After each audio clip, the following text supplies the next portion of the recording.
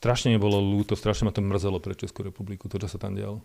Já nevím, jestli to někdo chápal z těch zahraničních delegací, co se tam odehrává z té české provenience. Ja som teda mal možnosť byť súčasť nejakých oficiálnych delegácií a tam vždycky dostávate dopredu tie informácie spracované od tých svojich tímov, o tom partnerovi, o tom, čo sa deje v tej krajine, čo aktuálne rieši, aké sú jeho kľúčové vyjadrenia. Ja si neviem predstaviť, jak to mali spracované práve o tomto spore. To nebolo dobré pre Českú republiku. Ja si viem predstaviť, že vláda dokáže robiť naprieky hlave štátu.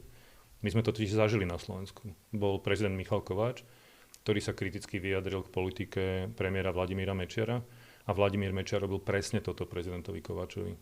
Že sa snažil ho demotivovať tým, že mu znížili rozpočet prezidentskej kancelárie, a nechceli mu podpisovať zahraničné cesty a podobne. My toto zažili v 90. rokoch.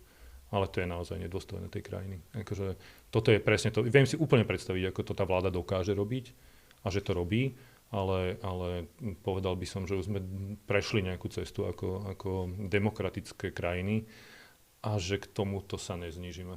No ale chápete, že vy ste teď vytáhl příměr toho Mečiara? Chápem, lebo sme to zažili a v niečom mi to pripomenulo tieto staré časy. Nechcem to hodnotiť ako keby, že...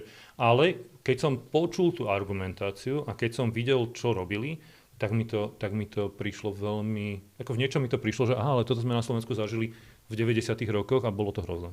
A nepomáhalo to tej krajine, veľmi jej to škodilo.